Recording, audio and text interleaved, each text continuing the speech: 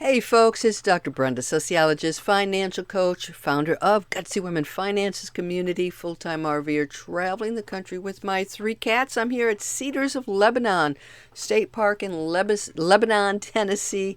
This is the Nashville area, so give you an idea of location.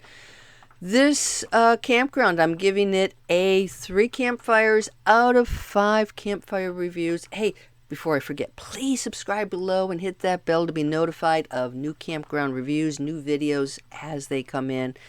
So I'm gonna start by saying watch this complete video if you can, because I made a mistake. Okay, so I'm going to be talking about showing you my site.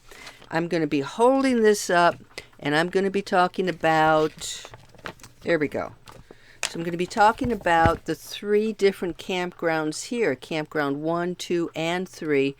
And when I'm looking at the legend tells me in particular that camping area 3 has 20, 30, 50 amp. The other campgrounds, campground 1 and 2, water is listed on the legend. It is not for campground 3, but in fact, there's electric and water at every site. Okay, they only have 4 hookups, but you do have electric and water. So hang on, I do show you camping areas 2 and 3 as well, and I show you, yep, that does have water. So anyway, I'm owning up, confessing that I did make a mistake. It happens every once in a while.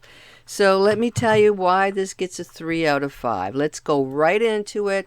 Talk about the campsite. So my campsite, I was able to get a pull-through site with a view of the woods.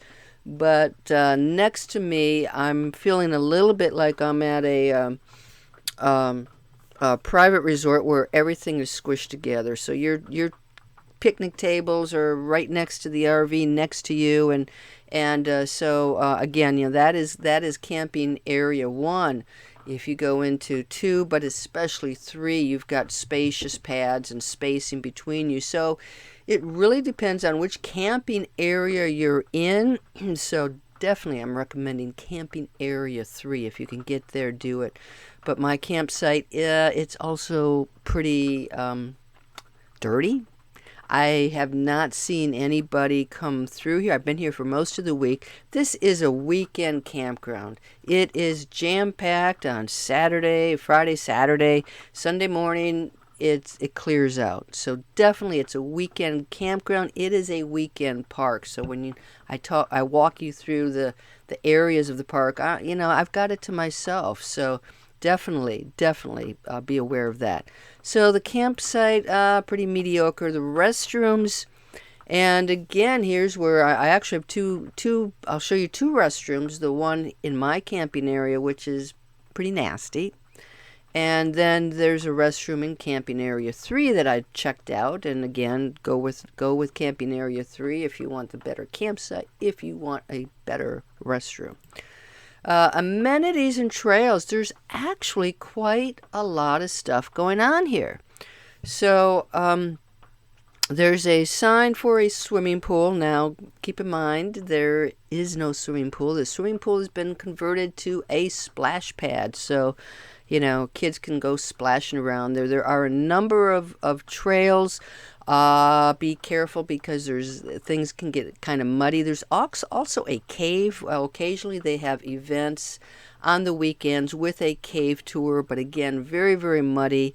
So just be careful of that. This is definitely a day park. A weekend day park, so you have shelters and you have facilities for weddings. There are some cabins. Those look pretty nice. There's a Frisbee golf course. There are stables. You bring your own horse, but there are stables and horse trails. And then at the very end, and I'm hoping that I can get to this weekend, so I'm not able to include it here, but there is a farm, a historic area, Sadie Ford Historical Farm and Art Center, only opened again on the weekends, which is like this crazy road, which is a little bit hard to find, but stick around to the very end because that's at the end. But I did not get to visit it because it is a weekday. I'm here during the week. So anyway, if you're here on the weekend, definitely check into that. So there's quite a bit to do here. Okay.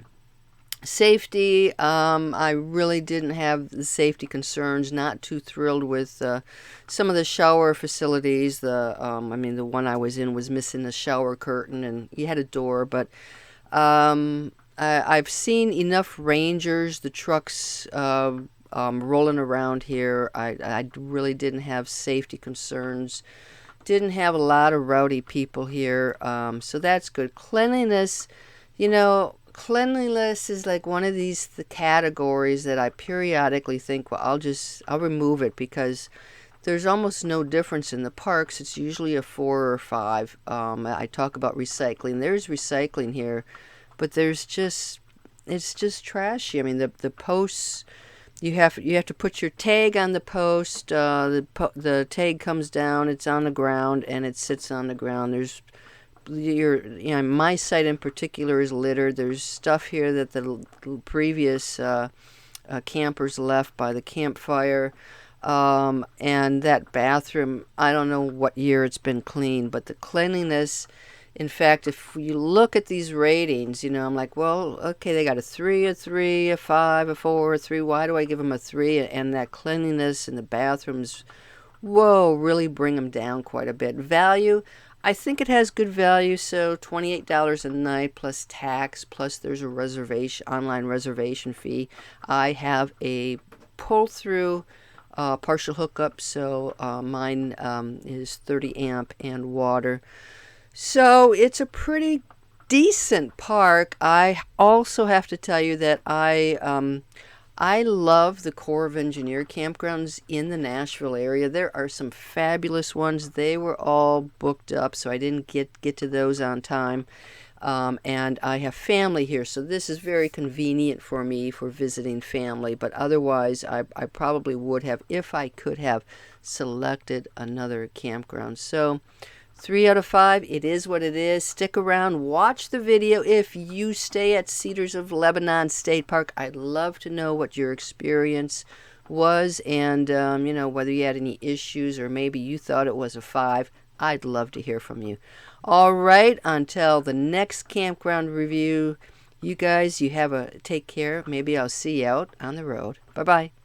You first enter the park. This is the temptation. Oh, registration office, right? Oh, nope.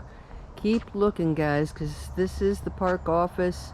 If you want to do the cave tour, if you have a cabin, if you need to register for a shelter of some sort, you would do it here. But read the sign, campground straight ahead, camper check-in straight ahead. So pay attention. I know my temptation was to first pull in here, and I had to quickly read the signs and see that that was not going to work. It looks like there is a little store in there, so if you want to check out what kinds of goodies they have, there's something for you to do. When you first enter the park, you may be tempted to pull over to that first sort of visitor check-in area. Don't do it. Follow the sign straight ahead to the campground check-in and the campground sign. It will have you take a right. This is where you are going to check in. So it's the camp store, the gift shop, the laundry. So park your rig next to it, hop on in and check in. It is closed at the moment. Not sure why. It's Wednesday morning, 9-ish. Let's check out the laundry room, because that's always a perk to have a state park with a laundry room. And so you've got 3 washers, 3 dryers, $1.50 per wash, and $1 for drying. So that's pretty good. Also a tub in the corner, and if you're looking to pick up a book, leave a book, also they have that in the laundry room. So that again is a nice perk to have a laundry facility. This is my campsite. I've got a pull-through, and it is the ones on the outside ring. I'm in Campground 1. It's 20-30 amps, so no 50 amp on these outside ring sites in Campground 1. And it is spacious. I did not put the catio up. There would have been plenty of space for me to do so, but it's been rainy all week long, and just wasn't worth it for me. So you can see you've got a fire pit. This is not my garbage. One of the things that seems to be going on is there's not much cleaning here. So this has more garbage than most campgrounds that I've seen. And you've got an outside cooking grill, so that's nice. And again, it hasn't been cleaned up. And a big picnic table. This does have water and the 30 amp power. So let's head back here. You can see here's the water spigot, good pressure. And this is the service. So you can see there is no 50 amp on these particular sites back here. And yeah, you can just see garbage lying around that I just don't see people cleaning up the sites. And this is what the park is going to look like on a weekday. The weekend, this park, every site is going to be full for the most part. So it's a decent sized site. There is enough space to get leveled on at least for most of this, but I have noticed some leveling issues, especially as you move further down in the site. So so good site. I want to show you the map because this is kind of tricky. There are only 4 full hookups in the park, and they may be reserved for ADA, unsure. But this is a map, and I'm in Campground 1, so you can see I'm right here.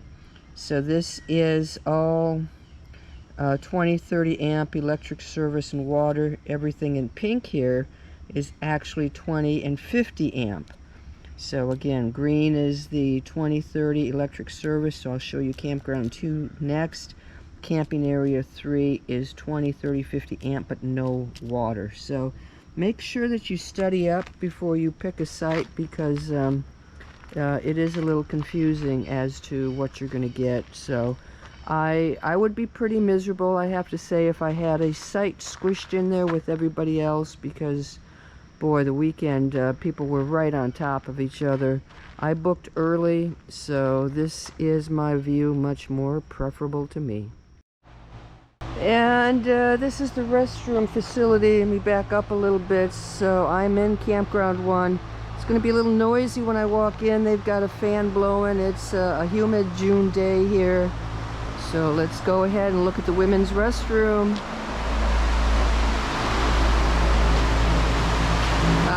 Check out the fan, guys. Yuck.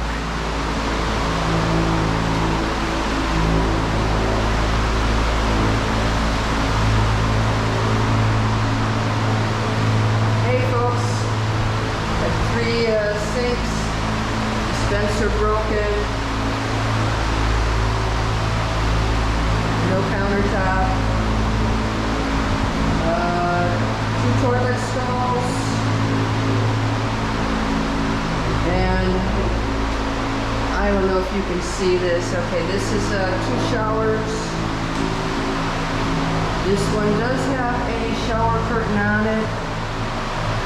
The one next to it is missing the shower curtain. It's got some tiles that are gone. And bugs. Lovely. and filthy windows. Filthy. Just yuck. Let's see what this one looks like. This looks a little bit better. Got the stall and the tiles are intact. A couple of hooks. But yeah, wash your hands. But this is okay. Hopefully you can hear me a little bit better. But that was not a real pleasant sight. Showers are okay. Water pressure's good, but man, clean this joint up, huh? Now, Campground 1, where I'm located, are sites 1 to 45. Campground 2, 46 to 87. Campground 3, 88 117. Let's look at Campground 2. Oops, there we go. And again, I'm here on a weekday, so it's pretty quiet. Campground 2 is 20 and 30 amp electric and water, no 50 amp, and no hookups, no full hookups, no sewer. So you can see it's laid out halfway decently, so if you've got a spot by the woods, you might be okay. It looks like they are all back in. Picnic table, little grill, and a fire pit, one with garbage in it. So got more tent campers here, and the lack of 50 amp means you're probably going to have some smaller rigs in this area. So this is Campground 2, and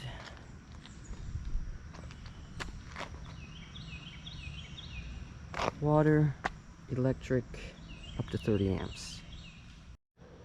Well, guess what, guys? I was referring to this map, this legend. I'm in Campground 3. It says 20, 30, 50 amp. It says nothing about water, but guess what? There is water here. So this is 20, 30, 50 amp with water. The legend is incorrect. It does not talk about water in this campground. This is by far the most filled up. It looks most popular. Much more spacious sites. If I had known that they also had water, I would have been in Campground 3. Campground 1 is squished together. Here you have big patios, lots and lots of space. And there are 4 full hookups in Campground number 3 here. So this is, so yeah, it's busy. I'm guessing that this fills up the fastest. And let's go ahead and take a look at one of the empty sites. Site 100, that's a good one to look at. Nice even round number. Back in, everything looks level. Pavement, yep, Campground 3 is the place to be, guys. But yes, there is water. Let's make sure. The legend says 20, 30, 50. Let's make sure we got it. Yes, indeed, 20, 30, 50. Excellent. And water, level, facing the woods. This is the place to be. All right, so I'm glad I looked at this. Now I feel a little bit jealous because Campground 1 is probably not where I want to be. My location is fine, but try to get into Campground 3. Since I talked up Campground 3, let's look at the restrooms here.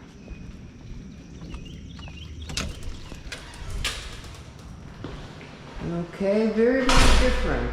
Hey guys, so we've got the sinks, 2 sinks, and these are the toilet stalls. Just the toilet stalls, so 2 stalls, 1 ADA compliant. Not pretty, but It seems a lot cleaner. You don't have that loud fan. And here's the good thing, because we have separate bathrooms. I'm gonna guess we got separate shower space. So come around to the back. Now we've got 4 different shower areas. And again, nothing fancy here, but this, you've got a bench, and you can lock the door behind you. Definitely a lot safer. A couple of hooks, and yeah, it looks okay. So that just sort of confirms my recommendation to go for Campground 3. When you exit the campground area, you're gonna see the dump station. Also, this is where you've got the garbage bins, plus some recycling, plastic and aluminum. And the dump station, you actually have 2 different lanes, which is nice. And a garbage can right next to it, which certainly helps you dispose of your dirty gloves. Dump station looks fine. If you are not registered, you can dump for $5. The campground talks about its free Wi-Fi, and you'll see the little dishes periodically in the different campgrounds. They use something called Tango Internet. I went on 3 days for free, and I think it was something like $3 a year to access it, something really reasonable. But I could not log in. I used Tango Internet at another location, another campground, I believe in California, and I could not log in. I could not set up a new account, so I have not been able to test the Wi-Fi. But I've not checked with the campground staff. I've used both AT&T and Verizon here. Both come in fine, and I'm able to connect that way. So here's another look at the bathrooms in Campground 3. By the back of the park, you're going to find a pod of 9 cabins. So these are all rental possibilities if you have friends who want to visit, friends you don't want necessarily to stay in your RV, or maybe you need a little break from the RV. These are cabins for rent. Look very spacious, nice porches, and looks quite all right inside. So no pets though, notice that. And quiet back here.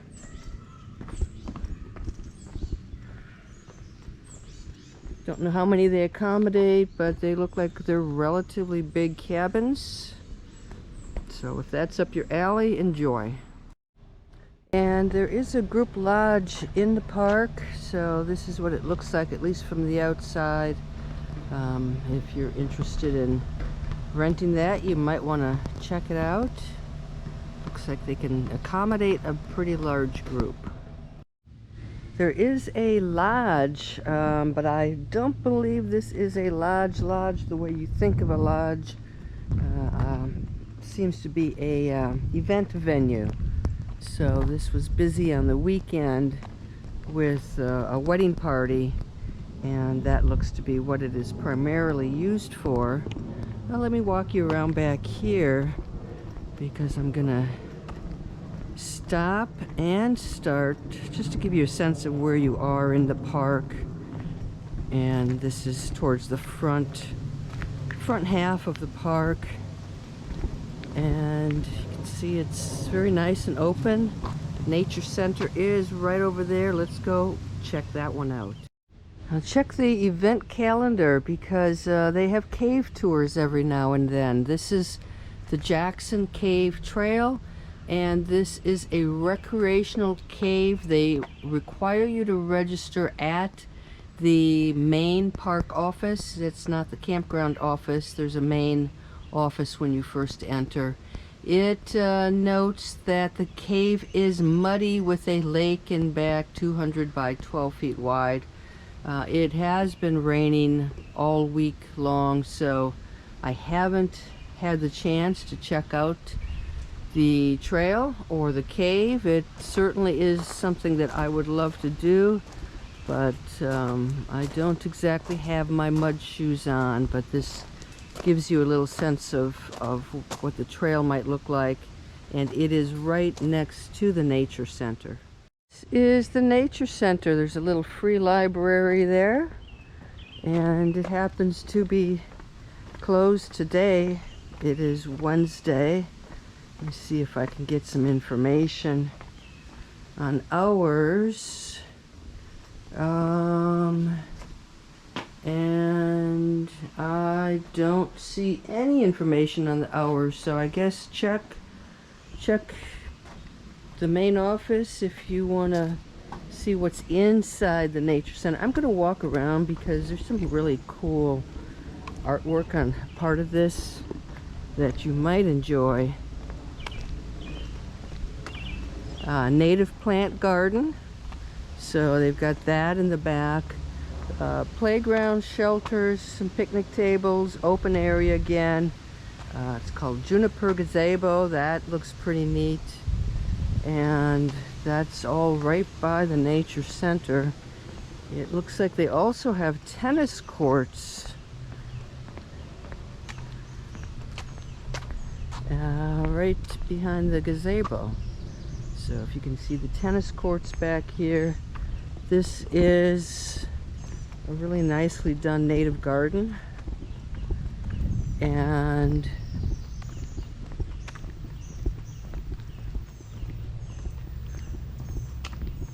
quite pretty back here. So if you're just looking for a nice quiet place to relax, kind of a meditation area, this might be the place to be. But I wanted to show you the really cool nature shutters, so to speak, that they have on the sides of the door.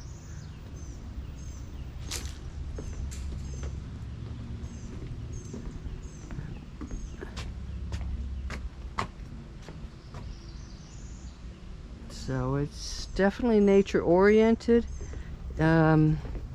Also behind here is a walking slash running path, and it's 2 miles. It's a 2-mile loop, so just follow the signs, and most of it's in the open. It's as if they've taken a mower and just cut through a field. Some of it is through the woods, but that you can catch that, I believe, straight ahead here, right behind the nature center.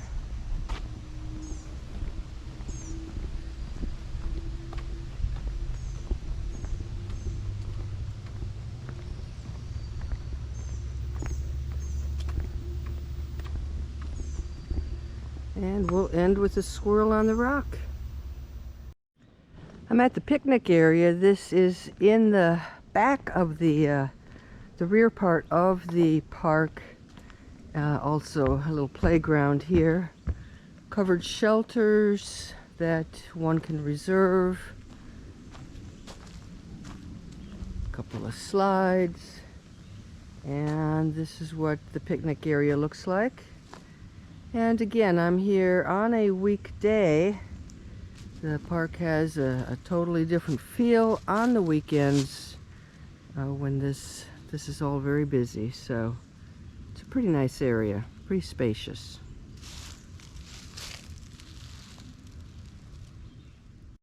Toward the back of the park, you're going to find a nice 5-mile loop. It's Hidden Springs Trail 5-mile loop. Follow the white blazes on the trees. Now, it's a 5-mile loop, and word on the street, word in all trails, is that it is very muddy. So I did not hike it. We've had rain and thunderstorms all week long, but this is certainly a good possibility if you're looking for a trail in the park, a longer trail. If you have your own horse, hey, they've got a horse trail back here.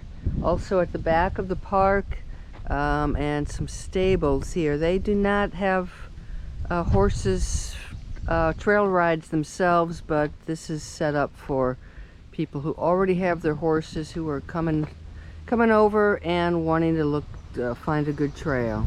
So if that's you, here you go. You'll see signs for the swimming pool. Well, there is no swimming pool. It has been converted into a splash pad. So if you've got youngsters, this is a good place to hang out. Or you oldsters, you want to cool off. I don't see an age limit. So enjoy the splash pad. And just a quick note, there is a Frisbee golf course. It is next to the splash pad. And it looks like you have a whole course that goes through the woods, so something for you Frisbee golf folks here at Cedars of Lebanon State Park. Well, this has been quite an adventure. I am still in the state park, but nowhere near the main entrance. In fact, this is the road I just drove on, 5 to 10 miles an hour. It's been a rainy week, so a lot of it's washed out, very deep potholes. I'm on a mission to find the Sadie Ford farm and art center, I think it is. And so this is, when you exit the campground, you're on there's a main road. Well, guess what? Don't go on the main road, cross the main road, and you're gonna find basically this, I think it's pretty hidden, a hidden little road that is still part of the state park. I just checked because I am going in the right direction, and this is only open on the weekend, so I'm not able to show you what it looks like, but hey, check it out if you'd like an adventure. The road, at least the condition of it right now as I rode it, I would not want to be in a little car. I've got a Jeep, and those potholes are deep ravines. You're going real slow, but it is a bit of an adventure. So if you're here on the weekend, give it a try. It looks like it opens on a Saturday morning, so look into Sadie Ford Farm and see if you can figure out how to get here.